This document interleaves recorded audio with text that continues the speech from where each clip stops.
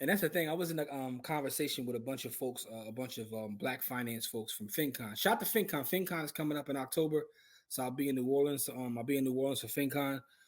And the conversation they were having is, how come nobody online ever talks about the nightmares of being in real estate? You go on all these pages and people are like, I got 50 doors and I'm making X amount per month. No one talks about dealing with bad tenants, and it's not possible not to. Mark said he's dealing with one right now. Yeah, I got one right now too. And the crazy part is, I got one where it's being paid by the government, so she don't pay anything, but she's responsible for the water bill, and sister's not paying the water bill. And I ain't paying it either. So I told her, look, send her. I talked to the property manager. Send her that paper, dog. We gonna have to make something happen, because here's the problem though. She don't want to lose her voucher. Ooh, Mark said he's 2K in a hole right now dealing with a situation. Yikes. Yeah. Sorry to hear that, bro.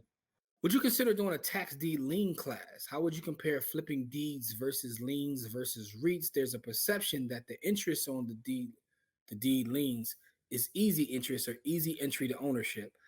Great question. They're lying. It's not easy, right? No, it's not. It's nothing easy. Not impossible. It's not an easy thing. No, it's not easy because every county has their own rules about how they do tax liens and deeds and all of that kind of stuff. So it's not even by state, it's by county. So you have to know, you have to go on the county website and figure out county by county. So like I lived in Pennsylvania. It's like 120 counties in Pennsylvania. So I had to go county by county and figure out which counties were compatible with my style of investing. So every single county has their own way of moving off of properties that are either behind in taxes or those type of things.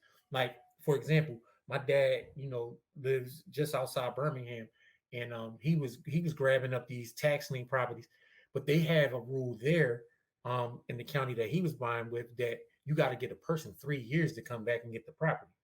So basically, because my dad had disposable income, he was able to let the money sit. But he said he lost about 8 properties within like 6 months of him getting the property because the person came back for it.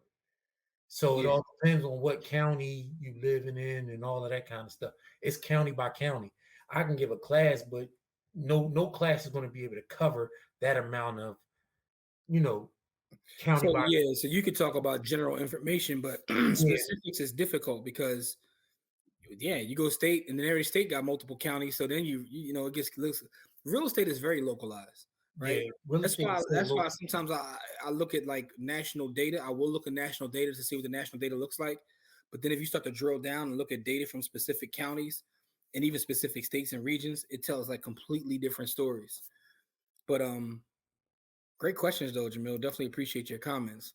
Oh, Mark said, by the way, 2K in a hole and counting. So the tab's still going up. Damn.